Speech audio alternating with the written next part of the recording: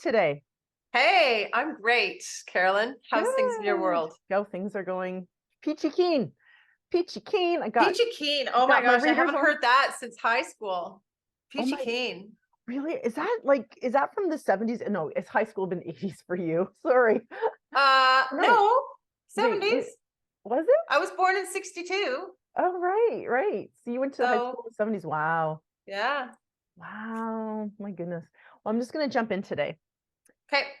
Do you recall what happened to you 19,082 days after Lynda went missing?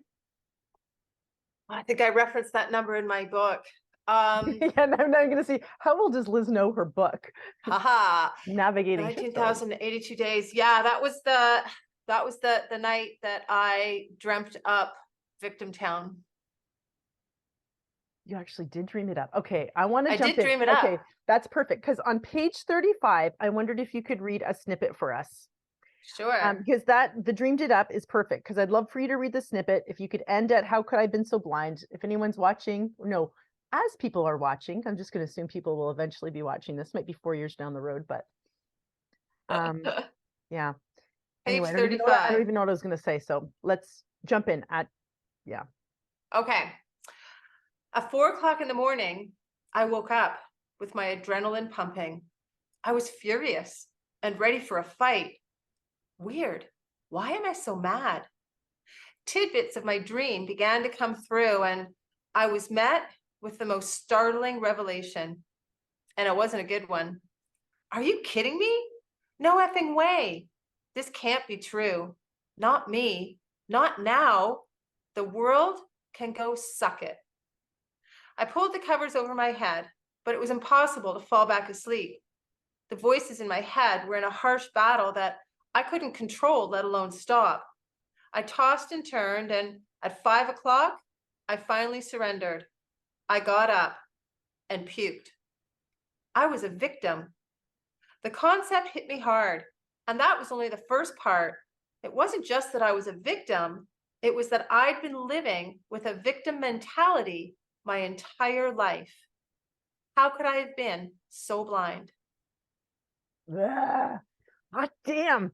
God damn it! The metaphor. You were fucking sleeping and you woke up. Yeah, so Holy shit. You were waking up and you woke up with your revelation and the dream yeah, helped you. So yes, did you dream of, were you dreaming of Victimtown? yes, yes, Ah, okay, yes, like that's where we need to start because the beginning of this chapter, this is the introduction to the chapter Welcome to Victimtown, and you use the quote from Henry David Thoreau, not till we are lost do we begin to find ourselves. And that feeling of feeling lost in life is similar to feeling lost in a city or feeling lost when my loved one went into long-term care. It's a whole new world and we just feel lost in life. And here you are, I don't know, finding yourself and coming up with these metaphors. So can you talk to me about how so that, yeah. yeah, for sure, I'm happy to. I need to set the stage a little bit for the night that this happened, because I had already been to the place. I'd already been to the place. I'd already done all the heavy lifting. I'd already done all that work. And I'd been home for many months, many months. And the doom returned. That I started crying again, and that feeling that maybe I can't do this human thing on this planet anymore. And it was really, really upsetting to me because I'd done the freaking work. And I was not having a couple of good days. And I went to bed. What my response a lot of times when I'm not coping well is I just want the day to end, and I will just go to sleep. In my sleep, I and everyone has the capacity to solve problems and come up with solutions. And even if they don't come that night, it ends the fucking day, just go to bed, the day's over, and tomorrow is a new dawning, it's a fresh start. So that's one of my healthy coping mechanisms, is to just go to sleep. Right. And so that's what I did that night. And when I woke up and realized that I was a victim, it wasn't wasn't that I was a victim in the sense of the true definition. I wasn't acting as a whiny, victim that blames and excuses and, like just sinks into that thing. What hit me about that was that we are all inadvertent victims of our childhood. Not so much of the current circumstances, but of what happened to us when we were kids and the meanings and the shitty beliefs and the coping mechanisms that we dragged. We are victims of that until we go back and deal with it and heal it. And yeah. And then all the places in Victimtown came to me. And you know how all dreams have some little seed of something that had happened in your life. And they're usually a weird compilation of something that you heard or saw or experienced 10 years ago. But oftentimes you can pick out little pieces that you go, oh, that's where that might have come from, In the context of the dream, they're still, often pretty weird. But there's some seed in there. And the seed for me of a lot of those places goes back to when I was at the place. We had a lot of group therapy, and we were in this big room that was had windows on one side, and we all had our places, our usual chairs for group therapy. And they were these really great chairs. I think they were from IKEA. And they were leather with wood, but they were those chairs that didn't have a back, like you could rock on them. Oh, okay. So you could do a little bouncy thing. And I'm sure that was the Poang chair. The Poang chair. It's the way it's designed or whatever. You can rock like this. Yeah. Yeah, you can do a little rocky thing on it. And I'll tell you, if you have kids and you're trying to watch a movie and you see this all that's, you're like, can you please stay still? I know some people need to move, but. Well, and so when you're in group therapy, these little things help people feel a little more at ease and and less likely to stand up and bolt, which some of us did and all of us did at one point or another. So I was in one of these little rocky chairs, and I happened to have my seat where I could look out the windows. The windows were not behind me, they were in front of me. Nice. And the things we talked about affected all of us, but they typically resonated more with different people for different topics, right? We all had different experiences. And so sometimes I would daydream. I'm still sort of half listening, but I'm also daydreaming. And I would say, oh, that's like the control factory.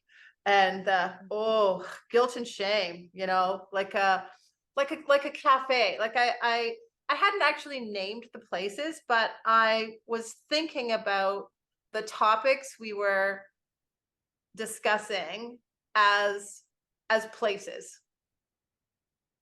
So that's not all of them, but some of them. That was the seed where the dream originated.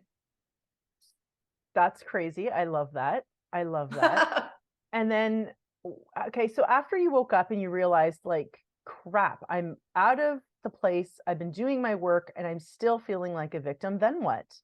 Is that when you started to and also, did it hit you as hard as it had hit you when you'd gone into the place, or is there a little bit of the energetic charges like shaved off every time you kind of circle back to, oh crap, there's another belief, oh crap?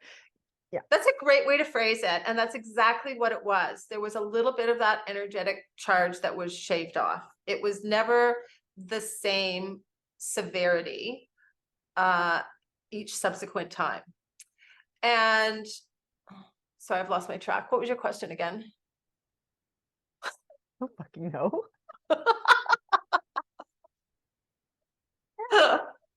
Seconds ago, my God. The energetic change. So every time you circle back to it, like, how did you handle it? Because every time you come back to it, that the energetic charge is shaved off. And so hopefully you're moving through it, but you're still probably like, fuck, still, I got more issues to deal with. Yeah. So the biggest thing for me at that point, thank you for getting me back on track. I erroneously thought that the place would fix me once and forever, that I would come out of there and it would be done, complete, moving on. Everything going forward now is just smooth sailing and easy peasy. I wasn't going to experience any other shitstorms. And that's not true. They surely That's not told you that you're true. still going to Yeah, have to I do. know. Yes, You they were did. because They you were did, daydreaming. but You I weren't wasn't paying hearing attention. that. I wasn't hearing that. I was daydreaming, and I was still hopeful. I was hopeful that, okay, well, yeah, you say that, but that's not going to be the experience for me. Like, I'm here, I'm doing all this work, I'm dealing with all this shit.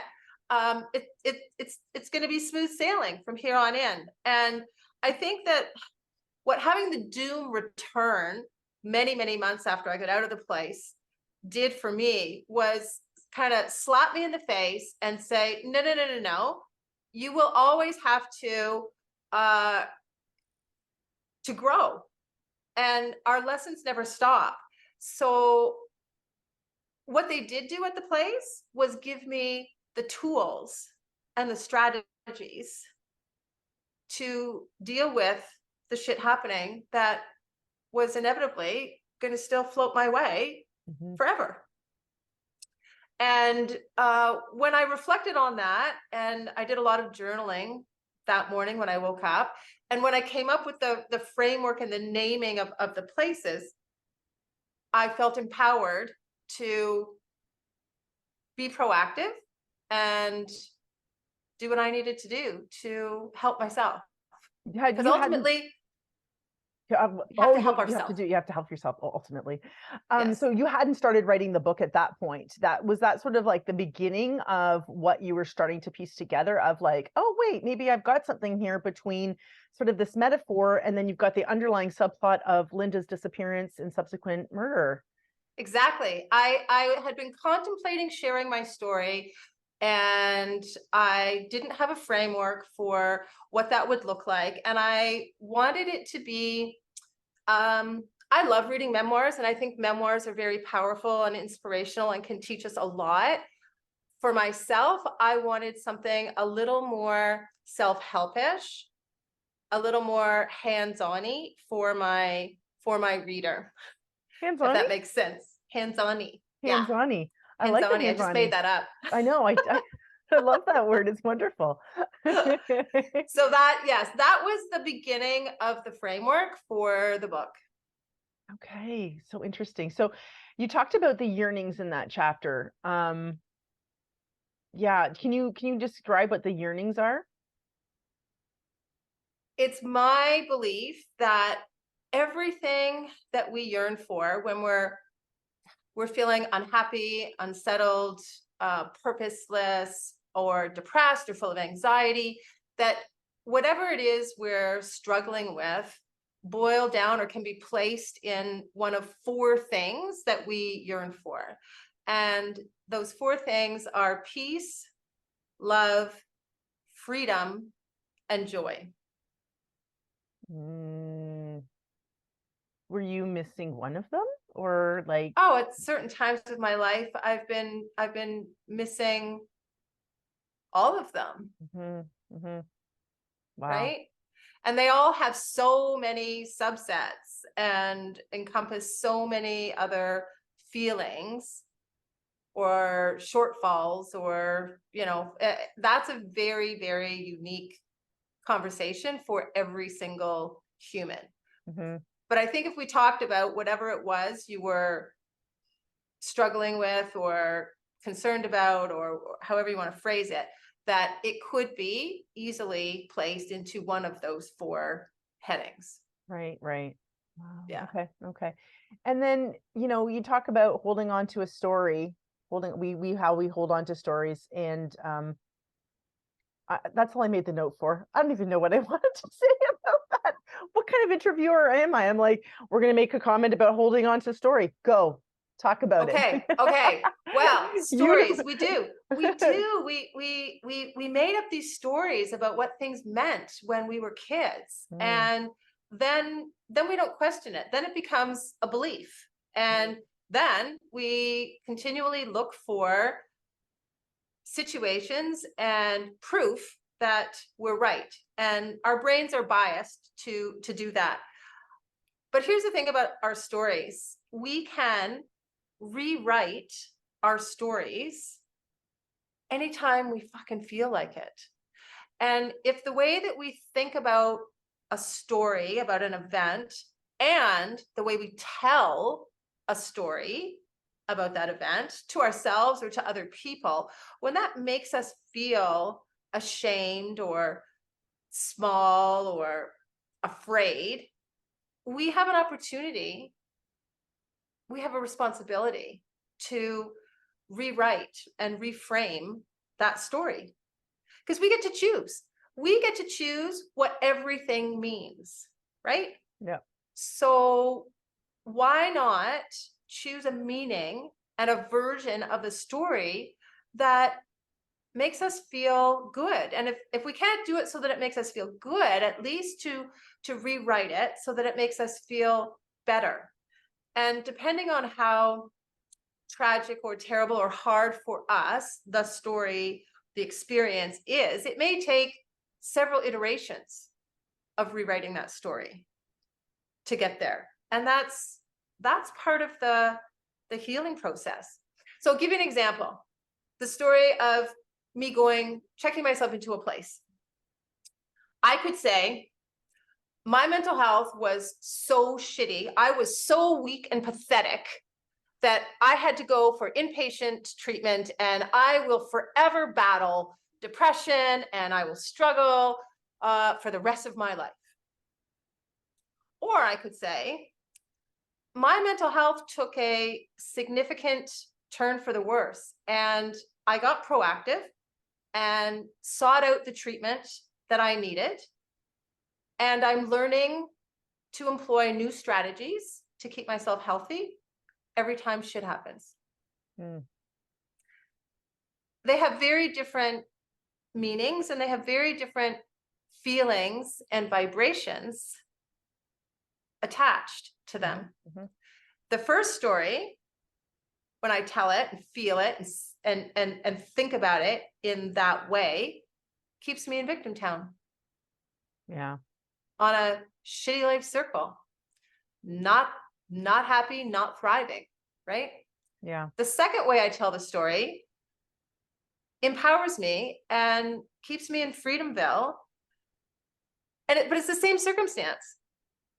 I'm telling the same story. Yeah. The same event occurred, but with very different reflections and meanings. Did you learn a lot about stories at the place? Like, was that one of the concepts that they talked about, or is that something that you had since subsequently leaving, and then you also had your soul coach as well? Like, where was sort of that concept really? When did it light up for you? That realization, because that's a huge realization. Yeah, that's a really good question, and things have really blended for me now. So I would probably need to go back, and I did a lot of journaling and kept a lot of notes while I was at the place, and I have those notebooks, because when I got out then, and they in all likelihood did touch on that, and we did talk about it. The depth to which we got into that at the place, I can't say where the learning at the place stopped and my research when I got out started, because as I was integrating everything I learned there into my own life, and particularly after I decided that I wanted to share my story and the framework became more self-helpy and less memoir-ish for my reader, I did a ton of research and I read a ton of books about all childhood trauma and all of those things from the best of the best. And what I did was try to, in a very relatable way, summarize and concisely pull the best research and teachings from all of the greatest greats. Wow. There are many greats. So many great greats. I remember, I think the first time I heard about like you telling a story was from Iyanla Vanzant. At some point, she was either doing a talk on a stage or something like that. I remember hearing about that. That was the first time, but my gosh, even today, I still tell myself stories, right? Like even, my husband walked in, I called something, I was upstairs, I called something down to him, he didn't answer. And my thought was, how rude. Right? We make up shit in our head all the time. Rude. And guess what? He wasn't even in the house when I was talking to him. I think he'd gone back outside, and then Or were you getting all mad? Were you getting all worked up I and talked mad? myself through it. I said to myself, first I said that was rude, and then I'm like, how do I know that that's rude? Why am I attaching the story? Why am I choosing to think of, why am I on this vibrational level and not something a little bit higher that would give him grace? And then I'm like, well, how do I want to feel? That was my next thing. So I was like literally doing the work as I was drying off from the shower. How do I want to feel? Because in that second, how rude is an irritation? Well, I wanted to feel better, and I could choose to feel better because I could just choose a different thought. Then when I went downstairs, I realized, oh, he wasn't even in the house.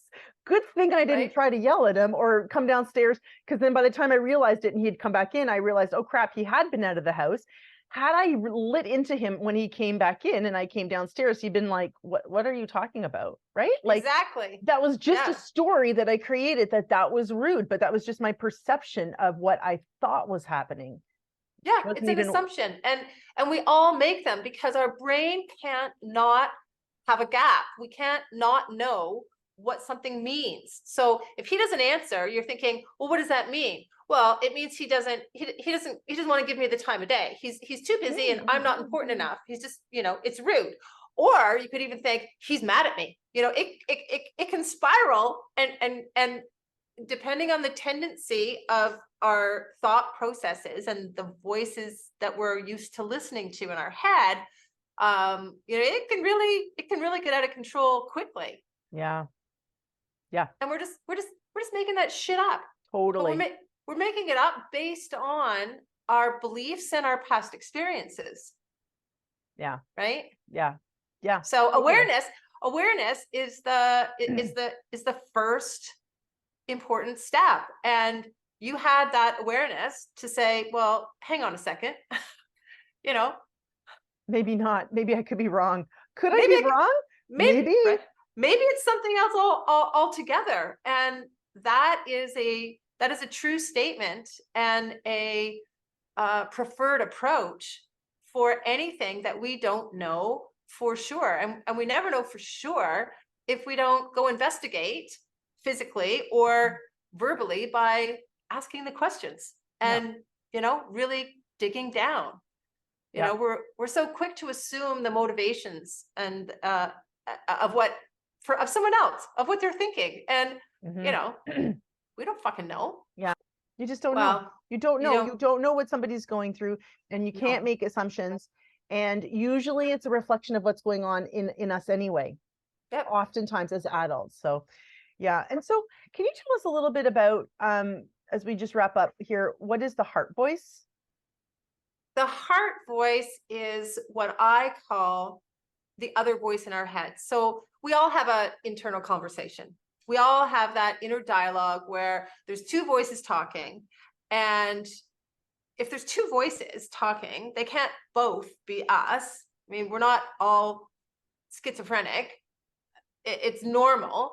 And the voice that talks back to that shitty voice that says we're not good enough or they're going to laugh at you, that voice that keeps us afraid, which is one of the voices from a place in Victimtown.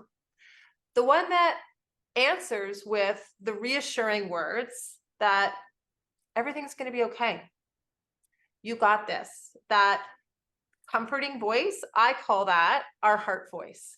And we were all born with one. All of us. And that's the voice that has the unique wisdom for what is best for us. Not what's best for other people, only what's best for us. Yeah. Yeah. I love that. I love that. That would be, I mean, I can, there's analogies to what it would be maybe called in the woo-woo world, but we won't go there because I think that's just really appropriate, just calling it a heart voice, right? Because there's going to be a whole bunch of belief systems out there and that kind of thing. And really, we do all have it. I totally followed when you were talking about that. We all have that, right? And how do we, though, I mean, this is going to be the topic of the rest of all of our discussions, is like, how do you ensure that you're tapping into it and not listening to the other voices, right? Right. That so that it becomes stronger. And that is to be continued. That is that is the structure of what I call the heart voice power plan, which is how do we hear it. I mean, we just put your hand on your heart and feel it beating. I mean, we have one. We have a heart, and our hearts are so much more than an organ that is pumping blood.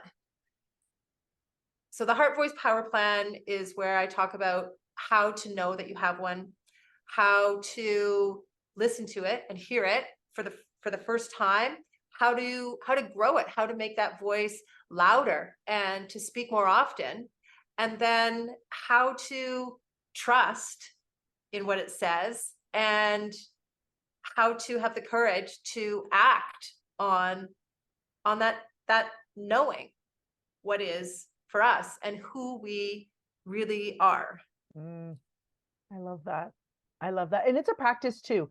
And I know you'll say this, it is a practice because it's so easy. I've said to people before, I had practiced misery for so long that joy feels uncomfortable and weird at times. Oh, that's powerful. Right? Yeah. Like, but I practiced it like almost like those neural pathways that need to be relayed. You do, even with the heart voice, need to continually work at it. Or just like I was the example of my husband is rude because he didn't answer me. Then the heart voice was like a little bit stronger that time, right? Franciscan priest Richard Rohr talks about transcending and including that we always will circle back to the things that we know or whatever, but we transcend it and we include it. And so as our heart voice grows stronger, even the negative things are sometimes included in that, and then we're just able to transcend it a little bit more strongly.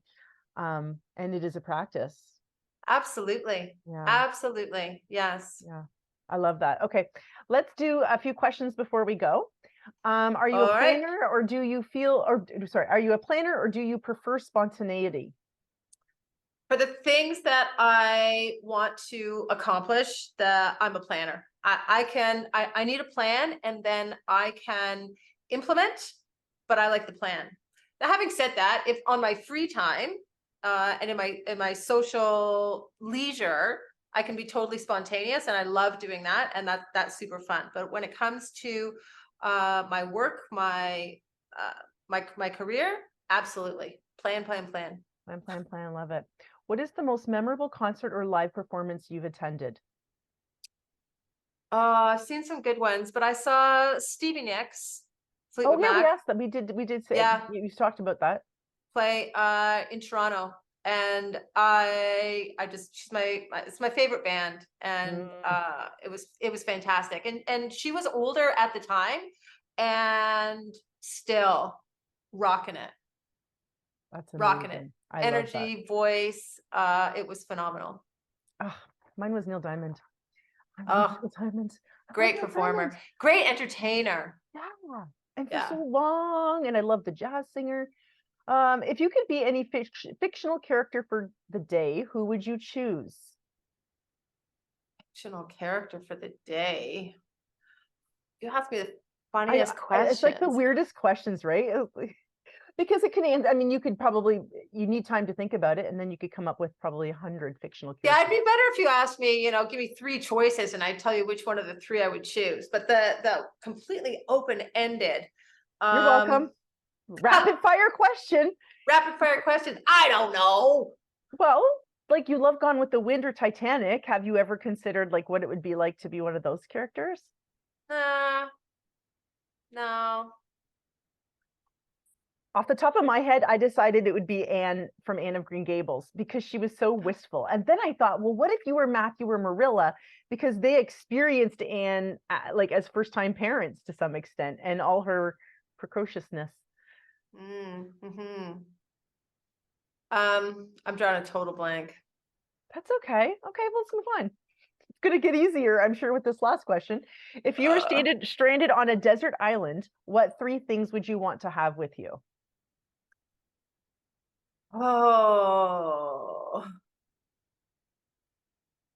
Books.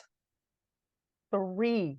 You don't 3 get a series things. of books. 3 this things. Is when my kid would be 3 like, things. A person, another person. Oh, Bear Grylls. He'd be a good one. He's a survivalist. Another person. Well, yeah, fresh water. Oh, that's a given. That's a given. No, that's a given. Like just like luxury items. Luxury items. Like a person would be a luxury item. My I would think. pillow. My pillow. Seriously? My pillow. Your pillow. Yeah. Okay. Yeah. Yeah. I mean, you're talking to a woman that hasn't slept well for about 7 months. So I had to learn how to sleep on my back because of my shoulder issue. And that was a huge challenge for me. And I just got this pillow about a week ago, and it's made the biggest difference for me. So Really? I love my pillow. I love that. Okay. A pillow and a book and Music. yeah, music would be good. That'd be good. Yeah. Yeah. But it'd have to be a dense book that you could reread again and again. Yes. You know what I mean? You have Yes. Gone with the Wind, so maybe that one. That one. Yeah. Thank you for meeting with me today. It was really nice chatting with you. That was a great combo. We'll see you again soon. Take care. Bye. Bye.